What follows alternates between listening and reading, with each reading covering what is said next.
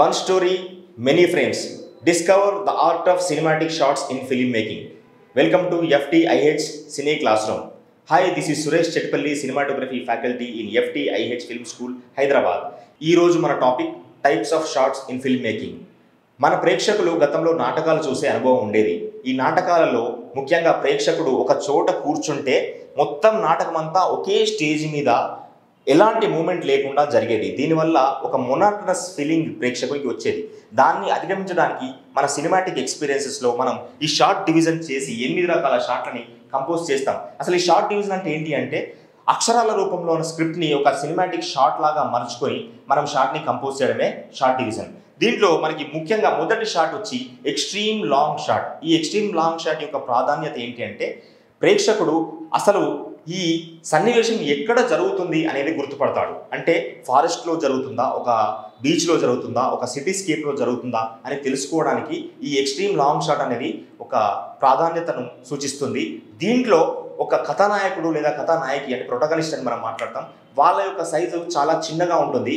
అయినప్పటికీ మనకి location establishment అనేది చాలా ముఖ్యం కాబట్టి ఈ ఎక్స్ట్రీమ్ లాంగ్ షాట్ యొక్క ప్రాముఖ్యత చాలా ఉంటుంది. తర్వాత మనకి వైడ్ షాట్ వస్తుంది. ఈ వైడ్ షాట్ ఎక్స్ట్రీమ్ లాంగ్ షాట్లో పోలిస్తే కొంచెం కాంపాక్ట్గా అంటే కొంచెం కెమెరా ముందుకు వచ్చినట్టుగా ఉంటుంది. దీంట్లో ప్రేక్షకుడు ఈ ప్రొటగనిస్ట్ని స్పష్టంగా గుర్తుపడతాడు. అంతేకాకుండా ఆ ప్రొటగనిస్ట్ యొక్క మూమెంట్స్ని కూడా చాలా స్పష్టంగా చూపించడం జరుగుతుంది. ఈ తర్వాత వచ్చిందే లాంగ్ షాట్. అంటే ఈ లాంగ్ షాట్లో వైడ్ షాట్కి భిన్నంగా ఏముంటుంది అంటే మన ప్రొటగనిస్ట్ యొక్క తల నుంచి పాదం వరకు మొత్తం ఫుల్ ఫిగర్ని మనం కంపోజ్ చేస్తాం. దీంట్లో మనం ప్రొటగనిస్ట్ని చాలా స్పష్టంగా చూసే అవకాశం ఉంటుంది. దీని తర్వాత మనకు వచ్చింది మిడ్ లాంగ్ షాట్. అంటే మిడ్ లాంగ్ షాట్ని మనం ఎలా డిఫైన్ చేస్తామంటే మన మోకాలికి కింద కానీ మోకాలికి పైన కానీ మనం కొంచెం పైన కంపోజ్ చేసినప్పుడు దీన్ని మిడ్ లాంగ్ షాట్ అంటాం.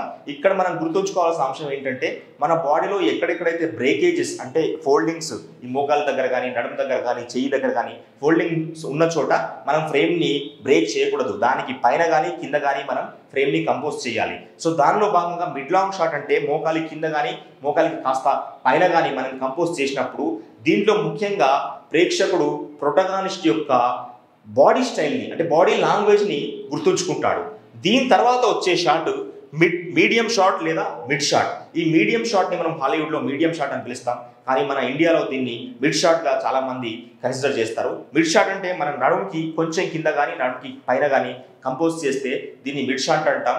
ఈ మిడ్ షాట్లో కూడా మనం ప్రేక్షకుని అబ్జర్వేషన్ పాయింట్ ఏంటంటే మన ప్రొటగానిస్ట్ యొక్క బాడీ లాంగ్వేజ్ మన ప్రొటగానిస్ట్కి పక్కన ఉన్న క్యారెక్టర్స్కి గల సంబంధం. అంటే మన ప్రొటగనిస్ట్ స్ట్రైట్గా నిలబడి మాట్లాడుతున్నాడా, లేక కొంచెం బెండ్ అయ్యి ఏదైనా చెప్పడానికి ప్రయత్నిస్తున్నాడా, లేదా ఏదైనా బాడీ లాంగ్వేజ్ ఇలా పెట్టుకొని ఇలా రకరకాల హావభావాలను ఇచ్చినప్పుడు ఈ మిడ్ లాంగ్ షాట్ లేదా మిడ్ షాట్లో మనకి ప్రేక్షకునికి ఖచ్చితంగా చేరాల్సిన ఇన్ఫర్మేషన్ ఖచ్చితంగా చేరుతుందని భావిస్తుంటాం.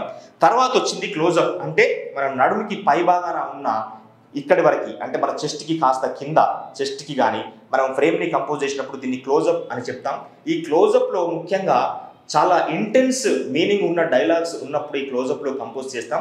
దీంట్లో ప్రేక్షకుడు ప్రొటగనిస్ట్ చెప్పే భావాన్ని చాలా గుర్తుంచుకోవడానికి భావాన్ని ఆకలింపు చేసుకోవడానికి ప్రయత్నిస్తాడు. ఈ క్లోజప్ తర్వాత మళ్ళీ ఒక బిగ్ క్లోజప్ అంటే ఇక్కడ నుంచి ఇక్కడ వరకు అంటే మన ఈ బ్రేకింగ్ను కొంచెం అంటే మన మెడ బ్రేకింగ్కి కొంచెం పైన ఈ హెడ్కి కొంచెం అంటే హెడ్ స్పేస్ అనేది దీంట్లో ఉండకుండా మనం ఈ నొసల వరకు కంపోజ్ చేస్తుంటాం. దీన్ని బిగ్ క్లోజప్ అంటాం. దీంట్లో కూడా ఒక ఇంటెన్స్ ఎక్స్ప్రెషన్ అంటే కళ్ళతో కానీ ఇంకా వేరే ఏదైనా ఒక ఆర్నమెంట్ అంటే ముక్కు పుడక లాంటివి కానీ చూపించడానికి మనం వీటికి సంబంధించి మాటలు వీటికి సంబంధించిన హావభావాలు ఉన్నప్పుడు మనం క్లోజప్లో అంటే బిగ్ క్లోజప్లో కంపోజ్ చేస్తాం. దీని తర్వాత వచ్చేది ఎక్స్ట్రీమ్ క్లోజప్. అంటే ఒక్క కన్ను కానీ లేదా 2 పెదాలు కానీ లేదా ఒక్క చెవి కానీ మనం కంపోజ్ చేస్తే దీన్ని ఎక్స్ట్రీమ్ క్లోజప్గా మనం పరిగణిస్తాం. ఇలా మనం ఫిల్మ్ మేకింగ్లో 8-9 రకాల షార్ట్స్లో మనం ఫ్రేమింగ్ చేసుకొని ఒక నాటక రంగానికి భిన్నంగా సినిమా ఎక్స్పీరియన్స్ని ఇవ్వడానికి ఉద్దేశిందే ఈ టైప్స్ ఆఫ్ షార్ట్స్. ఇది మనకు ఫిల్మ్ మేకింగ్లో అచ్చులు హల్లులు అంటే మన ఫిల్మ్ మేకింగ్ భాషలాగా మనం భావించినప్పుడు అచ్చులు హల్లులు ఎలాగా ఉంటాయో మన ఫిల్మ్ మేకింగ్లో magnification of the shots angle of the shots అనేటివి ఇలా పనిచేస్తుంటాయి. అంటే మనము సినిమాని భాషలాగా చెప్తున్నప్పుడు మనం గ్రామర్ కూడా ఫాలో అవ్వాలి కదా. ఇలా చాలా విషయాలతో మీ ముందుకి మళ్ళీ వస్తాం. ఈ లెసన్ కనుక మీకు నచ్చినట్టయితే like, share, subscribe. Thank you.